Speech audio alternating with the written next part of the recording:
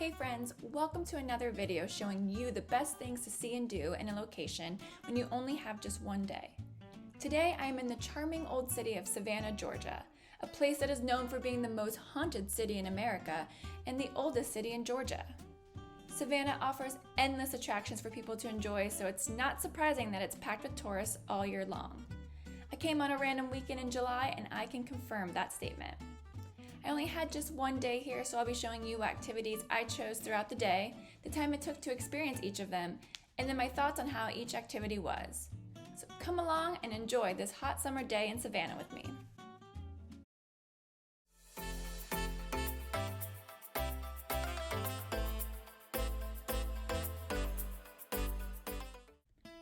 Our first stop of the day is, of course, breakfast, my favorite meal of the day. Although there are great restaurants here that are exclusive to Savannah, Maple Street Biscuit continues to be rated one of the highest in the historic district, and there's usually a line out the door, so you know it's good. I couldn't find a single restaurant in Savannah that offers reservations, so for this one, get here early. Today, I tried a bacon, egg, and cheese retro biscuit, a crispy chicken retro biscuit, the retro plate, which includes 2 eggs cooked your way, pecan wood smoked bacon, and smash browns, served with a biscuit and jam, and wash it down with a cup of their craft roasted Maple Street coffee. Everything here was absolutely delicious, but the biscuits were truly incredible. You can tell they are made fresh not only daily, but constantly throughout the day. And if you're torn between the classic bacon and egg or the chicken biscuit, don't fret. Get the 5 and Dime that has bacon, egg, sausage, cheese, fried chicken, and gravy all on one biscuit.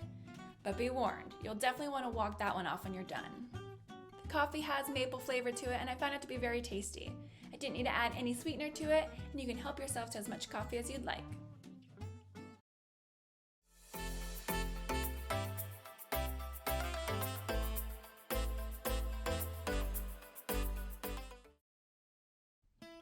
Okay, breakfast completed.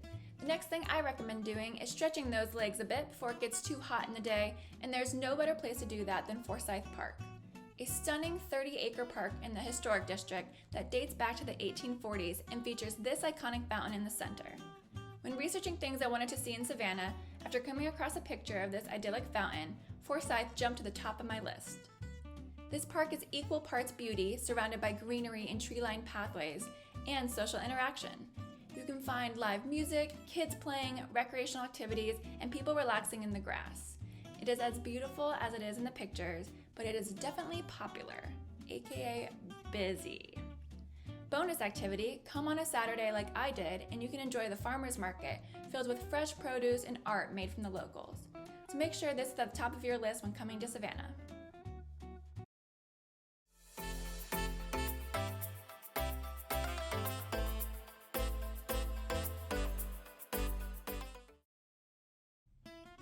After being here for 5 minutes, you will quickly realize that one of the most popular things to do during the day is hop aboard a trolley to learn about and see all the major historical sites of Savannah.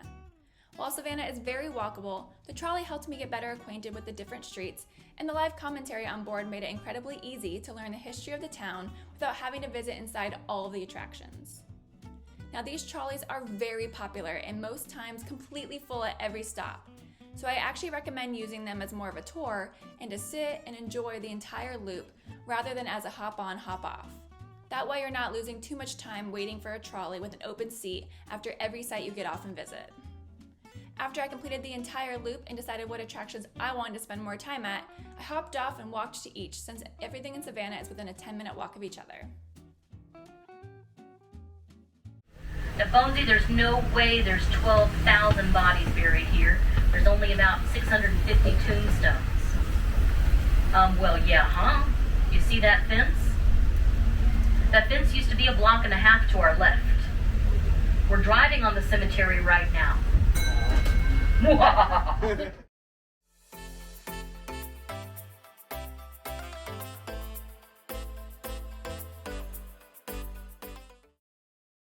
Now that it's the peak heat of the day, I decided it would be a good idea to get inside and experience one of Savannah's amazing museums. And boy, does Savannah have a lot to choose from. When trying to decide between the amazing art museums by the Savannah College of Art and Design, one of the iconic houses with stunning architecture that's been transformed into a museum, or one of the historical museums. I was convinced by the trolley saleswoman to bundle my hop-on ticket with the American Prohibition Museum. Should have known right then it would be more of the tourist gimmicky side, but hey, we all love a deal. The museum wasn't bad, but I do think there are better ones in Savannah. This one does a pretty good job trying to teach you about how propaganda, mobsters, and the rise of homemade liquors like moonshine affected American culture during the Prohibition era. The museum also features a speakeasy at the end, and while a bit gimmicky, the drinks were well made and designed to show period-accurate drink recipes. I did enjoy the museum, but I think if I could go back, I would have chosen a museum that was more specific to Savannah's history, like during the Civil War.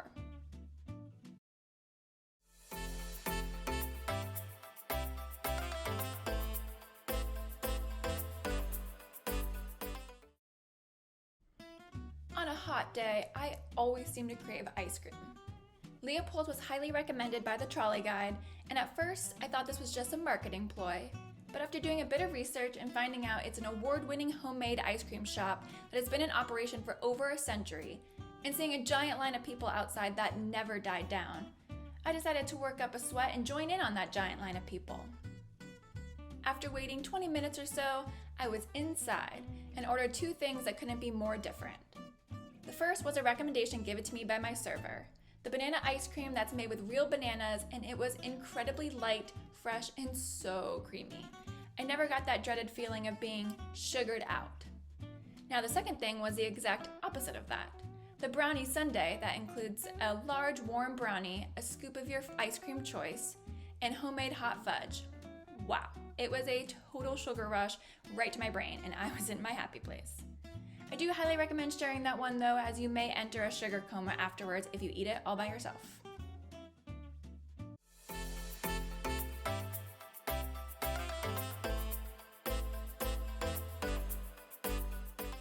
We're pulling away from stop number 11 here on River Street.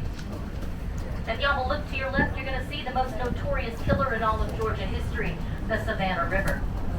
Don't let the calm surface fool you. We've dredged her down to about 47 feet deep to accommodate the larger and larger cargo ships coming into the city. We lose about 2 people a year to the river, as a matter of fact. If you happen to find your way into those waters, you're going to end up around Tybee Island in a little less than 5 minutes, and it is not a pleasant trip. Now on our left-hand side, you've got the River Street Marketplace, full of local vendors. You'll find pottery, jewelry, art, clothing. On my days off, you might see me at this beef jerky shack here.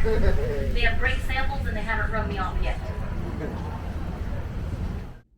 When on the trolley, River Street was by far the most popular stop for people to get off at, so I decided to see what the hype was about. When looking out towards the water, the area of the street on the right half is filled with what I call tourist traps. You have your souvenir shops, your candy stores, your Fat Tuesday alcoholic slushies. Oh, and you can walk around Savannah with open containers, which can be great for bachelorette parties. But on the left section of the Riverside, it features the J.W. Marriott Savannah Plant Riverside District that transformed 3 historical buildings, which includes a 1912 power plant, into a hip, upscale hub full of shops, bars, restaurants, and a lush hotel. Everything here was so trendy and hip and has a much cooler vibe than the touristy counterpart on the right side of the River Street. I recommend checking out the Plant Riverside District over the city market, but to each their own.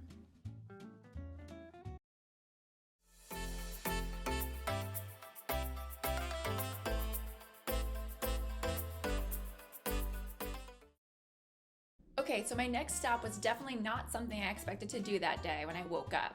But when I randomly passed it on the way to breakfast, I immediately added it to my list. Pounce Cat Cafe is a magical place that allows you to sip on your favorite beverage and cozy up next to cute cats. They partner with a local shelter in Savannah to help get more cats adopted. It gives the cats more visibility to potential owners in a cute, safe environment and gives the cats more interactions with humans. Any place that features cute cats in the window is a good time in my book, so I went online and booked a 1-hour window. Now you have to be a cat person to enjoy this activity, but I found this cat cafe to be so fun. They give you toys to play with, and they're all very friendly and allowed me to pet them. I also love that they help so many homeless cats find homes, so I highly recommend checking this place out and supporting a good cause.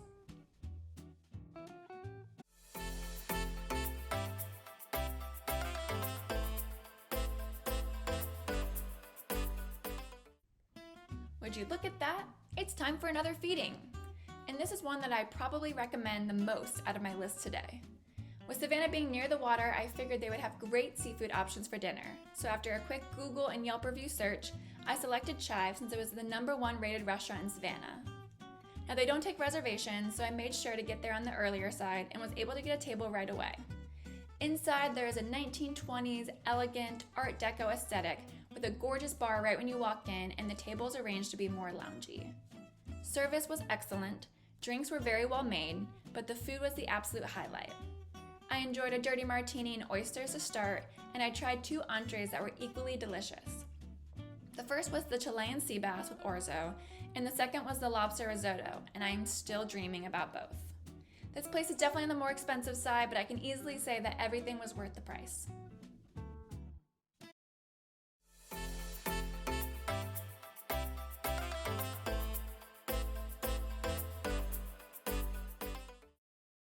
The last thing on my list for the day is the main reason most people come to visit Savannah, and that is to become a ghost hunter for 90 minutes. With Savannah labeled as the most haunted city in America, you can find hundreds of people each night walking around in groups, listening to old tales of the town. I am a huge sucker for these tours. Not necessarily because I think I'll be the lucky one to capture something spooky on my camera, but because I love listening to real-life horror and crime stories. I selected the highest rated tour online and was pumped to start the walking tour. Overall, I think the tour was worth it, but I actually thought it could have been a bit scarier.